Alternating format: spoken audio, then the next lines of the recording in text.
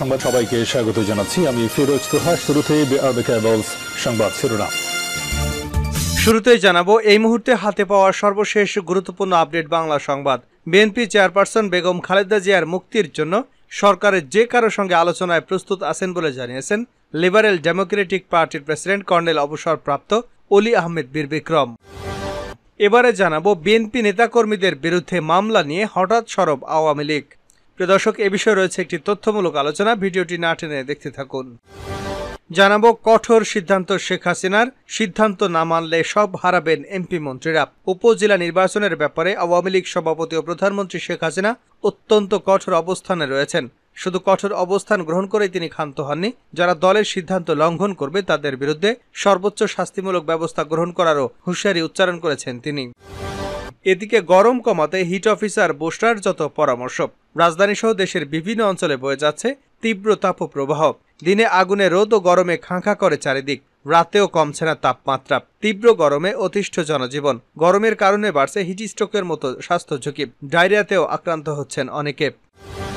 জানিয়ে দেব, গণতন্ত্রের শত্রুদের বিরুদ্ধে লড়াই চালিয়ে যেতে হবে।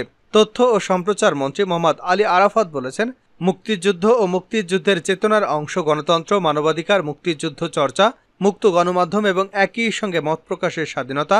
ও গণতন্ত্রের শত্রু যারা, স্বাধীনতার বিরুদ্ধে শত্রু যারা, সমাজের অপশক্তি যারা, তাদের বিরুদ্ধে আমাদের লড়াই চালিয়ে রাখতে হবে। এবং সর্বশেষ জানাবো ভয়াবহ আন্তর্জাতিক সংবাদ। সিরিয়ায় আইএসের হামলায় 28 সেনা নিহত। আন্তর্জাতিক জঙ্গি গোষ্ঠী ইসলামিক স্টেটের হামলায় সিরিয়ার সরকারি বাহিনীর 28 জন সেনা নিহত হয়েছেন। এতক্ষণ শিরোনাম শুনছিলেন, এবার বিস্তারিত। প্রিয় দর্শক, আপনি যদি এই চ্যানেলে নতুন হয়ে থাকেন, ভিডিওটি দেখতে দেখতে চ্যানেলটি সাবস্ক্রাইব করে আমাদের সঙ্গেই থাকুন। আর এই ভিডিও সম্পর্কে আপনি আপনার মূল্যবান মতামতটি কমেন্ট বক্সে জানিয়ে দিন। আর হ্যাঁ প্রিয় দর্শক, জানিয়ে দিন ভিডিওটি কোথা থেকে দেখছেন। বেগম খালেদার মুক্তির জন্য সরকারের যে কারোর সঙ্গে আলোচনায় প্রস্তুত আছি। বিএনপি চেয়ারপারসন বেগম খালেদা জিয়ার মুক্তির জন্য সরকারের যে কারোর সঙ্গে আলোচনার জন্য প্রস্তুত আছেন বলে জানিয়েছেন লিবারেল ডেমোক্রেটিক পার্টির প্রেসিডেন্ট কর্নেল অবসরপ্রাপ্ত অলি আহমেদ বীর বিক্রম। তিনি বলেন, খালেদা জিয়ার মতো এত গুণে গুণান্বিত একজন গুণী এবং সর্বজনীন গণতন্ত্রের রূপকার সাবেক প্রধানমন্ত্রী বিনা দোষে কারাগারে রেখে যে অন্যায় করেছেন, একদিন আল্লাহর কাছে কি জবাব দেবেন। শনিবার রাজধানীর মগবাজারে দলের কেন্দ্রীয় কার্যালয়ে অনুষ্ঠিত এক আলোচনা সভায় তিনি এসব কথা বলেন। অলি আহমেদ বলেন, খালেদা জিয়ার মুক্তি চাই। আমি একজন বীর বিক্রম। প্রধানমন্ত্রী শেখ হাসিনা আপনার কাছে আমার অনুরোধ, খালেদা জিয়াকে মুক্তির জন্য আপনাদের সঙ্গে আমি যে কোনো সময় আলোচনায় বসতে প্রস্তুত। সবাই আরও উপস্থিত ছিলেন এলডিপির প্রেসিডিয়াম সদস্য নুরুল আলম তালুকদার সহ আরও অনেকে। বিএনপি নেতাকর্মীদের বিরুদ্ধে মামলা নিয়ে হঠাৎ সরব আওয়ামী লীগ। গত 16 ডিসেম্বর বেসরকারি একটি টেলিভিশনে সাক্ষাৎকার দিয়েছিলেন আওয়ামী লীগ সভাপতিমণ্ডলীর সদস্য এবং তৎকালীন কৃষিমন্ত্রী ডক্টর আব্দুর রাজ্জাক। সেখানে তার একটি বক্তব্যে দেশের রাজনৈতিক অঙ্গনে তোলপাড় সৃষ্টি হয়েছিল। বিএনপিকে নির্বাচনে আনার সব চেষ্টাই করা হয়েছে। এই যুক্তি প্রতিষ্ঠা করতে গিয়ে তিনি সেদিন বলেছিলেন, তারা যদি নির্বাচনে আসে তবে নির্বাচন পিছিয়ে দেওয়া হবে। এমন কথা নির্বাচন কমিশন থেকে তাদের বারবার বলা হয়েছে। শুধু পিছিয়ে দেওয়া নয়, বলা হয়েছিল সবাইকে জেল থেকে মুক্ত করা হবে। কৃষিমন্ত্রীর উক্ত বক্তব্যের পর সবাই বলতে শুরু করেন, তার মানে বিএনপি নেতাকর্মীদের বিরুদ্ধে দায়ের করা সব মামলা রাজনৈতিক কারণেই তাদের জেলে নেওয়া হয়েছে। সমালোচনার তীর এতটাই বিদ্ধ করে যে দুদিন বাদেই কৃষিমন্ত্রী বক্তব্যের ব্যাখ্যা করে বলেন, নির্বাচন পিছিয়ে দেওয়ার অর্থ কি? বিএনপি যদি রাজি হয় তাহলে নির্বাচন পিছিয়ে দিয়ে পরিবেশ সৃষ্টি করা হবে। তিনি সে কথাটাই বলেছেন। এরপর পদ্মা মেঘনায় অনেক জল গড়িয়েছে। 7 জানুয়ারি দ্বাদশ জাতীয় সংসদ নির্বাচন অনুষ্ঠিত হয়েছে এবং বিরোধী দলগুলোর বর্জনের মুখে আওয়ামী লীগ ভূমিধস জয় পেয়েছে এবং সরকার গঠন করেছে। বিএনপি নেতাকর্মীদের অনেকেই, বিশেষ করে সিনিয়র নেতাদের অনেকেই কারাগারে থেকে মুক্তি লাভ করেছেন। নির্বাচনের পর মাস দুয়েক রাজনৈতিক অঙ্গনে আলোচনা ছিল মূলত নির্বাচনটি বৈধ নাকি অবৈধ হয়েছে তা নিয়ে। কিন্তু সম্প্রতি সে জায়গায় দখলে নিয়েছে বিএনপি নেতাকর্মীদের বিরুদ্ধে মামলা এবং তাদের কারাগারে প্রেরণের বিষয়টি। তবে লক্ষণীয় যে অতি সম্প্রতি এ নিয়ে আলোচনা শুরু করেছেন খোদ আওয়ামী লীগের শীর্ষ নেতারাই। এ সরকারের আমলে বিএনপির 80 নেতাকর্মী নিগৃহীত হয়েছেন। বিএনপির মহাসচিবের এমন বক্তব্যের কড়া প্রতিবাদ জানিয়ে গত 29 মার্চ আওয়ামী লীগ সাধারণ সম্পাদক এবং সড়ক পরিবহন সেতুমন্ত্রী ওবায়দুল কাদের মির্জা ফখরুল ইসলাম আলমগীরের কাছে বিএনপির নিগৃহীত নেতাকর্মীদের তালিকা চেয়েছেন। এর আগে ঢাকায় দলীয় এক অনুষ্ঠানে বিএনপি মহাসচিব দাবি করেন, তার দলের 80% মানুষ নিপীড়নের শিকার। এর পরিপ্রেক্ষিতে আওয়ামী লীগের সাধারণ সম্পাদক বলেন, এই সরকারের আমলে বিএনপির 80 নেতাকর্মী নাকি নিগৃহীত হয়েছে। আমি মির্জা ফখরুলকে বলবো, এসব মিথ্যাচার থেকে বিরত থাকুন। 80 নেতাকর্মী কারা? আমির খসরু, মির্জা ফখরুল একে একে জেল থেকে বের হয়ে গেছেন, তাহলে নিগৃহীত কে হচ্ছে তাদের তালিকা প্রকাশ্যে দিতে হবে। এরপর 15 এপ্রিল ধানমন্ডিতে আওয়ামী লীগ সভাপতি রাজনৈতিক কার্যালয়ে এক সংবাদ সম্মেলনে ওবায়দুল কাদেরের কাছে দলটি দাবি করা জেলে থাকা 60 লাখ নেতাকর্মীর তালিকা চেয়ে বলেন, তাদের জেলে থাকা 60 লাখ নেতাকর্মীর তালিকা দিতে হবে। এ তালিকা আমরা দেখতে চাই, না হয় এই মিথ্যা মন্তব্যের জন্য ক্ষমা চাইতে হবে বিএনপিকে। 60 লাখ লোকের তালিকা চাই। একটা সময় তারা বলেছে 20,000, এখন সেটা 60 লাখ হলো কি করে? 60 লাখ বন্দির তালিকা অবিলম্বে প্রকাশ করুক, না হয় মিথ্যাচারের জন্য জাতির কাছে মির্জা ফখরুলকে ক্ষমা চাইতে হবে। তারপর বৃহস্পতিবার এক বিবৃতিতে ওবায়দুল কাদের বলেন, বিএনপির মহাসচিব মির্জা ফখরুল ইসলাম আলমগীর সহ বিএনপি নেতৃবৃন্দ লাগাতারভাবে মিথ্যাচার করে যাচ্ছেন। প্রকৃতপক্ষে গণতন্ত্র ও আইনের শাসনের প্রতি তাদের কোনো শ্রদ্ধাবোধ নেই। একদিকে তারা আগুন সন্ত্রাসীদের লালন পালন করছে, অন্যদিকে আইন শৃঙ্খলা রক্ষাকারী বাহিনী সন্ত্রাসীদের বিরুদ্ধে আইনি পদক্ষেপ গ্রহণ করলে বিরোধী দল দমনের মিথ্যা অভিযোগ উপস্থাপন করছে। সরকার বেপরোয়াভাবে কাউকে কারাগারে পাঠাচ্ছে না উল্লেখ করে বিবৃতিতে তিনি বলেন, সন্ত্রাস ও সহিংসতার অভিযোগে অভিযুক্ত বিএনপি নেতাকর্মীরা আইন এবং আদালতের মুখোমুখি হচ্ছে এবং জামিনেও মুক্তি পাচ্ছে।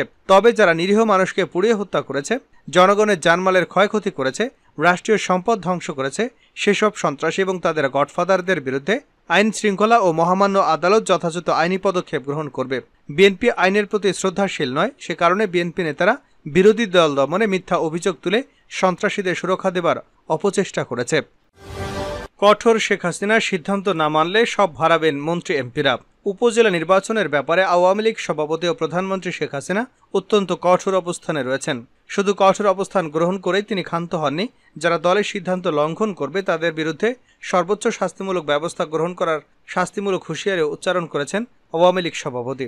আর এ কারণে আওয়ামী লীগ সাধারণ সম্পাদক ওবায়দুল কাদের একের পর এক বৈঠক করছেন মন্ত্রী এমপিদের স্বজনরা যাতে উপজেলা নির্বাচনে অংশ নেন, সেই জন্য সতর্ক বার্তা ঘোষণা করেছেন।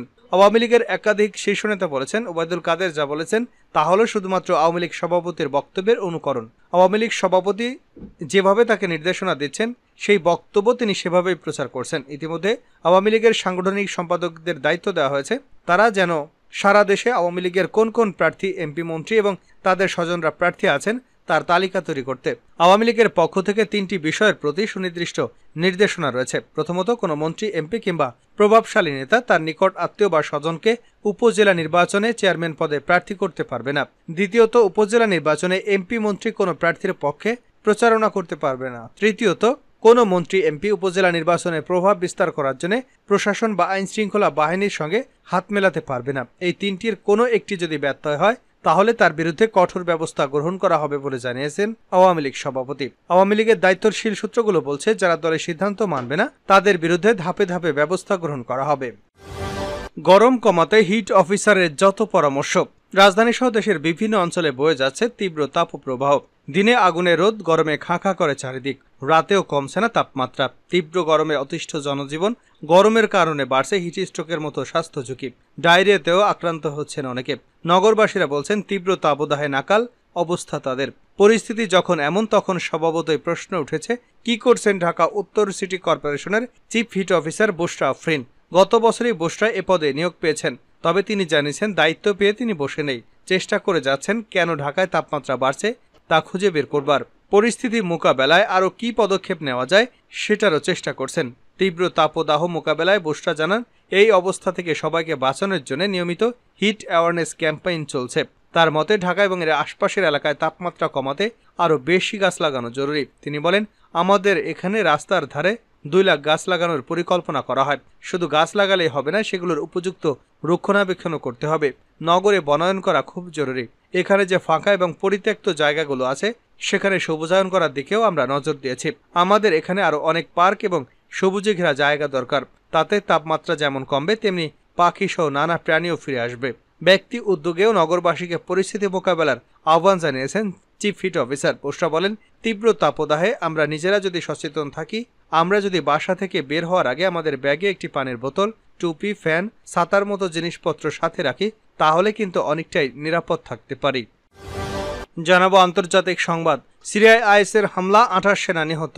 আন্তর্জাতিক জঙ্গি গোষ্ঠী ইসলামিক স্টেটের হামলায় সিরিয়ার সরকারি বাহিনীর 28 জন সেনা নিহত হয়েছেন।